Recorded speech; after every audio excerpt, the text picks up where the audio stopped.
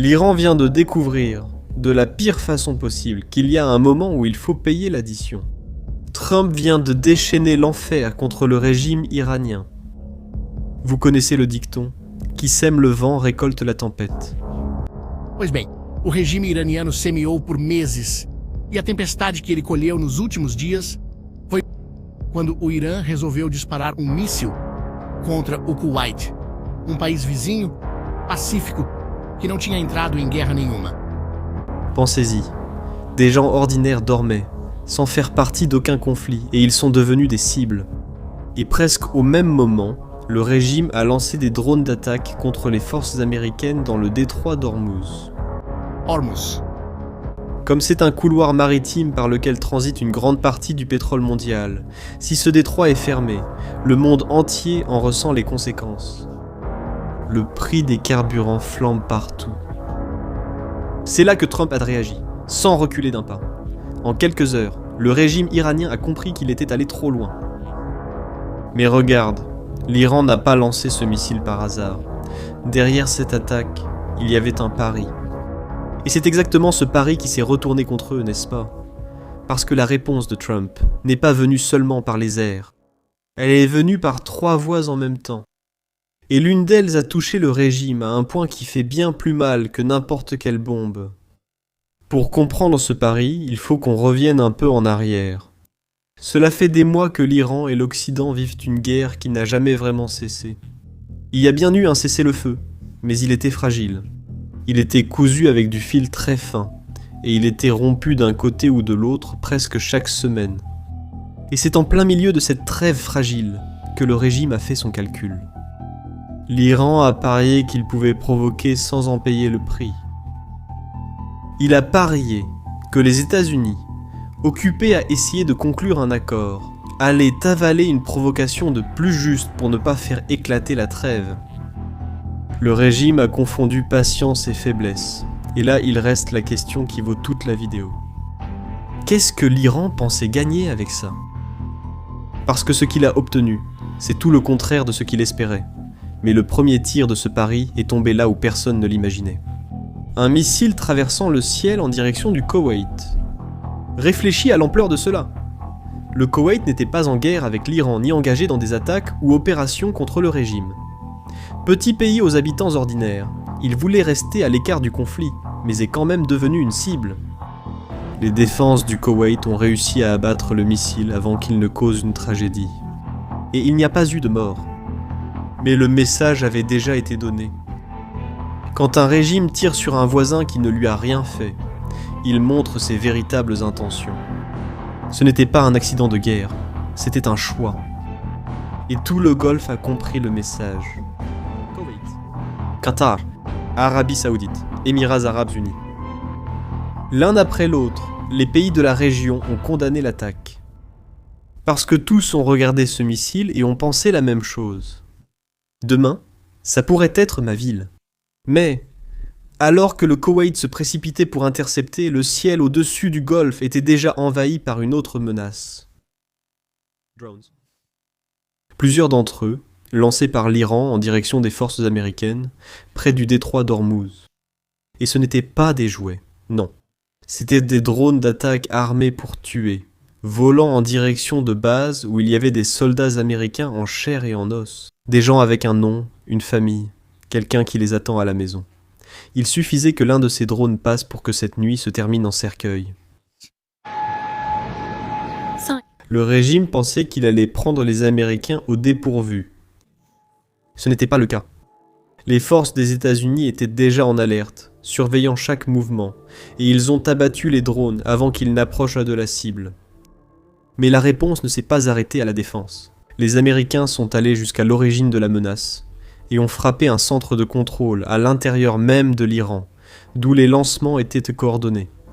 Et le message était aussi clair que lourd. Chaque drone qui décollera sera repéré, sera suivi et sera abattu. Celui qui appuie sur le bouton est aussi dans la ligne de mire. C'était le premier front, le front aérien. Dure, visible, immédiate.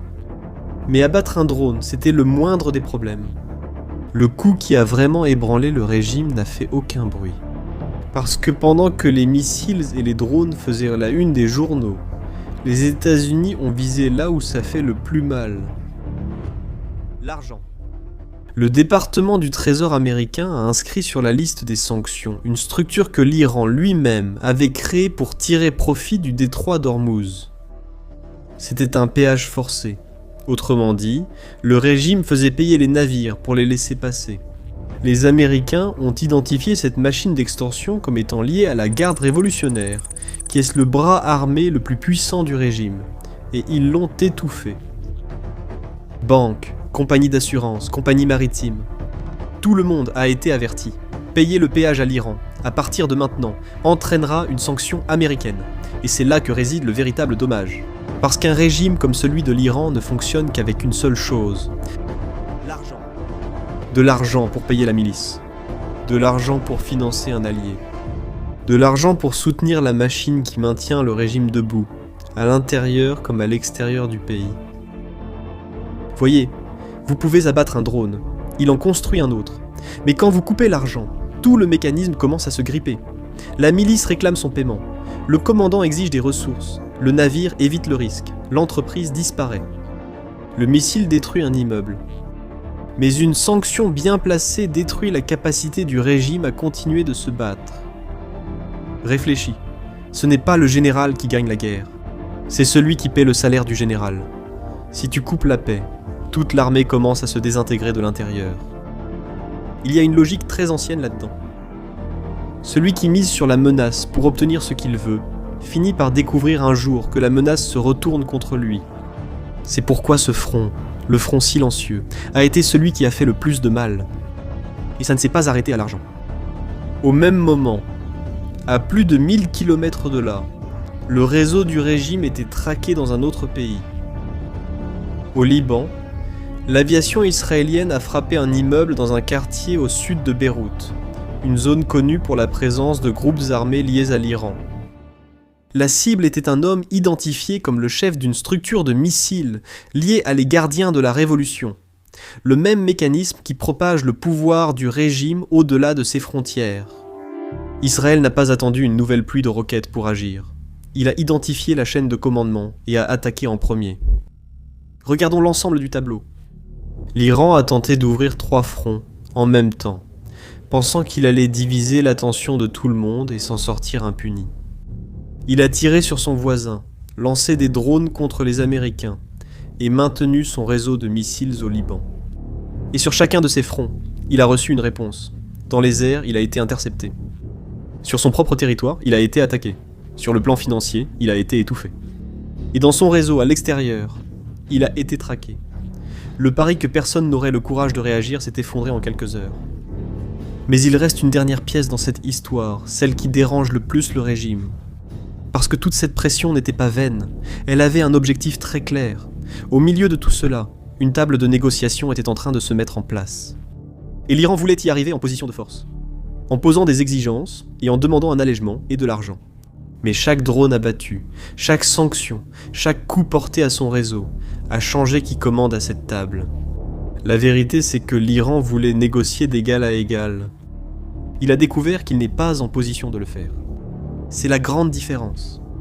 Celui qui arrive à la table après avoir provoqué et s'être fait battre n'impose aucune condition. Il essaie seulement de limiter l'ampleur de ses propres pertes. Et c'est pour ça que ce vieux dicton reste valable. Qui sème le vent récolte la tempête. L'Iran a passé des mois à semer la menace, la peur et la provocation, pensant que la récolte n'arriverait jamais. Eh bien, elle est arrivée.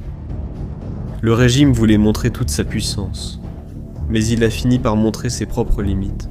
Cependant, cette histoire n'est pas encore terminée. Et c'est là que vous intervenez.